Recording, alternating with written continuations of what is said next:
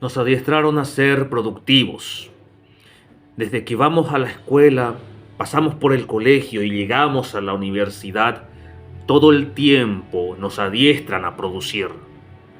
En la escuela nos dicen que solo este aparato enorme que suministra educación, del mismo modo que un médico dosifica medicamentos a un enfermo, es la única responsable de formarnos, porque solo formándonos podremos llegar al sumum de nuestra realización como humanos, es decir, ser productivos y trabajar para ganar dinero. Nos convencen de que no podemos aspirar a otra cosa que ser únicamente seres productivos, ya sea para uno mismo o para la sociedad, y para ello se valen de un sinnúmero de métodos y estrategias perfeccionados a lo largo del tiempo.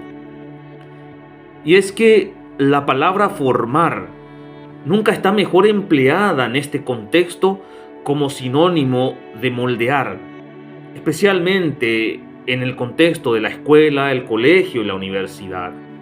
En la escuela nos moldean al igual que un alfarero lo hace con el barro fresco, ya que es necesario que la materia prima humana entre lo más rápido posible, blandito y maleable, a la fábrica donde se le suministrará en dosis la educación que la sociedad necesita, aunque nos dicen que es lo que nosotros necesitamos. En el colegio y la universidad se termina por coser a la persona en la fábrica en masa de recursos humanos, para ser total y absolutamente productivos para el sistema económico imperante.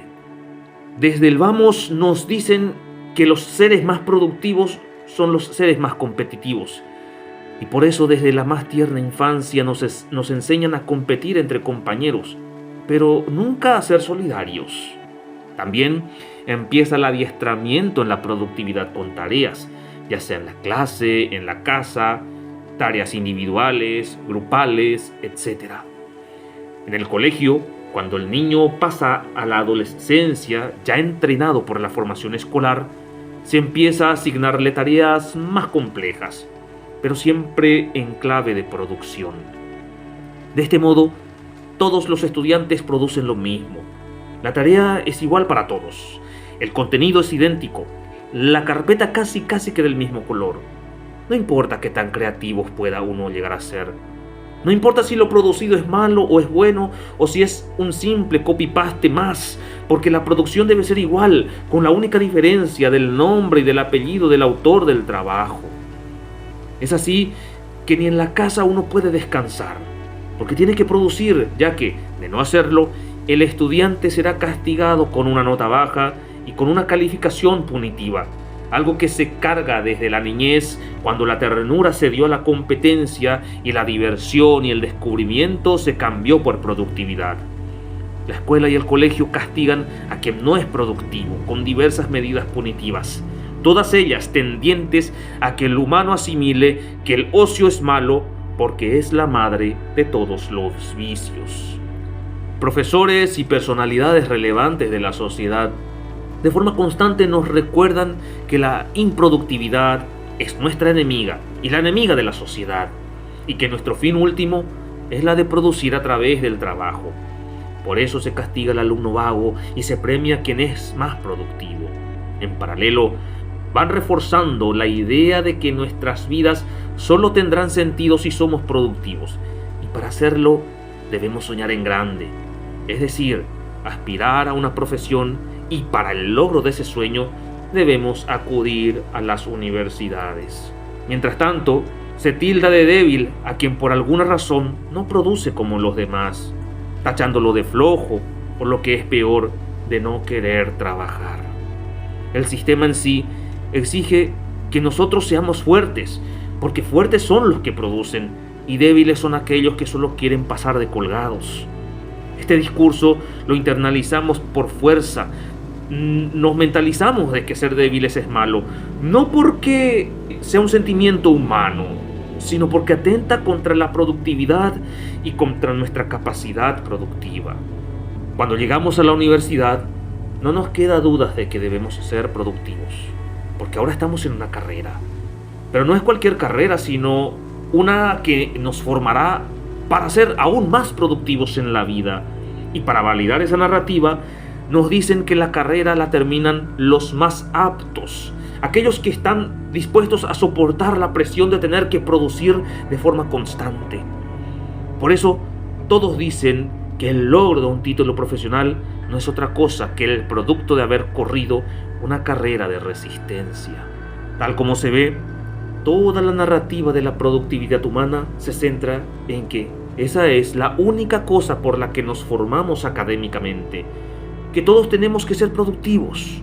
La sociedad moderna se centra en un afán consumista que necesita mayor productividad a toda costa. Las instituciones educativas producen recursos humanos en masa, al igual que una fábrica produce sillas. Los docentes centran su labor en la producción de niños, adolescentes y jóvenes con capacidad productiva. El discurso de los formadores de opinión se centra en que nada es regalado y que solo quien se esfuerza logra sus sueños, siempre y cuando esos sueños estén ligados a la cadena de productividad de una empresa durante 8 o más horas al día, durante 25 o 30 años, lo que nos lleva a la más terrible de las conclusiones. Ser un profesional productivo siempre implica ser algo, y no serlo implica ser nada, porque la nada es improductiva. Nada que no se haga en la sociedad debe hacerse para nada sino para algo. Así el artista produce arte para satisfacer las demandas de un mercado que consume arte. Los libros se producen para generar ventas, sin importar si el mismo es una obra maestra o una basura.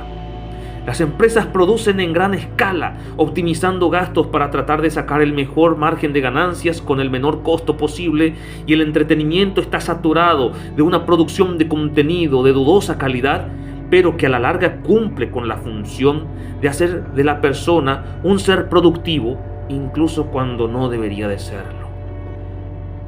Entonces, ¿qué pasa cuando te quedas en la calle? ¿Qué sucede cuando un día te despiden, incluso si venías haciendo exactamente eso para el que te adiestraron?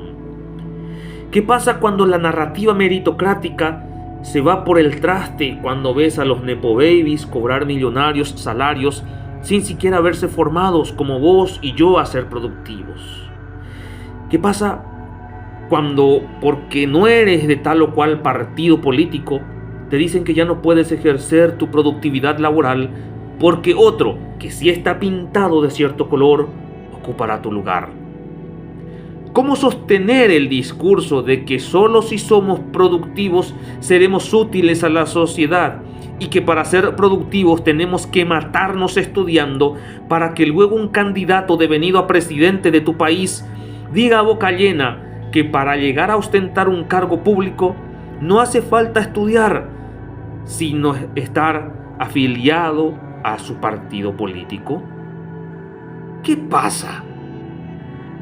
Pues pasa que durante tantos años nos metieron en la cabeza que la única forma de justificar nuestra existencia era siendo productivos, y que ahora que uno se ve privado de producir, pues desborda el sentimiento de que somos buenos para nada.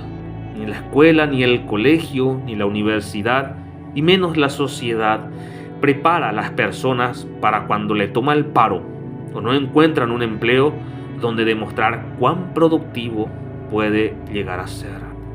Me siento avergonzada porque estoy aplicando para sitios con salario mínimo y me dicen que no necesitan a nadie. Me gradué de la universidad con 2 títulos en comunicaciones y actuación. Hablo 3 idiomas. Esto apesta. Esto es lo más humillada que me he sentido nunca en mi vida. Literalmente estoy sosteniendo mis currículums, una pila de ellos, para poder ir en persona al lugar a decir, ¿están contratando?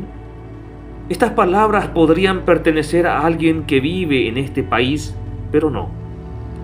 Si la traigo a colación, no es solo para reforzar mi punto de vista de cuán nocivo ha resultado ser el adiestramiento a ser productivos, sino para apuntar que este fenómeno no es exclusivo de países del tercer mundo como el Paraguay, sino que también se da en países del primer mundo, ya que estas palabras fueron extraídas de un vídeo que publicó una usuaria de la plataforma de TikTok, Lohani Sand, en los Estados Unidos. Lohan inicia su video diciendo que se sentía avergonzada, pero ¿avergonzada de qué? ¿Por qué alguien que no encuentra trabajo debe sentirse avergonzada? Si alguien que no encuentra trabajo se siente así, puede imaginarse cómo se ha de sentir quienes terminan en la calle, ya sea por el fin de un contrato, o por ser improductivo, o porque hay otro que ocupará tu lugar y que vino de arriba. Ante el inevitable escenario de que mañana ya no irás a trabajar y que ahora pasas a engrosar el ejército industrial de reserva, la consecuencia natural es que, justamente, te sientas avergonzado, pero sobre todo, un bueno para nada. Ser bueno para nada, en palabras de Mark Fisher, se traduce en lo siguiente. Pasé la mayor parte de mi vida, hasta los últimos 30 años, creyendo que nunca iba a trabajar. A los 20 anduve a la deriva entre los estudios de posgrado, los periodos de desempleo y los trabajos temporales. En cada uno de esos roles sentí la misma falta de pertenencia. Como universitario, porque era un diletante que en cierto modo había falsificado su camino, no un académico con todas las letras. Como desempleado, porque realmente no estaba desempleado como aquellos que honestamente buscaban trabajo. Como empleado temporario, porque sentía que me desempeñaba incompetentemente y, en cualquier caso, porque tampoco pertenecía realmente a esas oficinas o fábricas, no porque fuera demasiado bueno para ellas, sino al contrario, porque era sobreeducado e inservible y ocupaba el puesto de alguien que lo necesitaba y lo merecía más que yo. Tanto de las palabras de Lohan y Sand como de Mark Fisher se pueden extraer en estado puro aquello que de forma implícita la escuela, el colegio, la universidad y la sociedad en sí lograron meter a la fuerza en la cabeza de casi todos, que uno es culpable de no encontrar trabajo, o de ser despedido de este, o de tener un empleo mal pagado y con sobrecarga horaria y laboral. Por eso Lohan y Sand afirma en su video que se siente avergonzada. Por eso Mark sentía que era un bueno para nada. Así como nos adiestraron que la única cosa que podemos hacer es la de producir y consumir, también nos adiestraron a asumir la culpa en el momento de que no producimos, porque somos flojos, somos vagos, no somos proactivos. En otras palabras, que nos merecemos la desgracia que nos zarandea de arriba abajo porque no le echamos las suficientes ganas para ser productivos. Y en un país como el nuestro, donde la clientela política engorda gracias a aquellos que se pintan de rojo o de azul para entrar a ocupar un cargo público, sin importar si están o no preparados académicamente, y ocupan los cargos en desmedro de quienes estudiaron y se convirtieron en profesionales idóneos para el ejercicio de la función pública, cala con mayor profundidad el pensamiento de vergüenza, frustración y la sensación de que, al final, solo somos unos buenos para nada. Al día siguiente de que el paro haya ingresado por las puertas de nuestras casas, toca hacer como Lohan y Sand, tener el currículum vitae en mano, con una foto sonriente y con una descripción que diga lo productivo que somos, porque al final fuimos adiestrados para producir. ¿Verdad? ¿Verdad?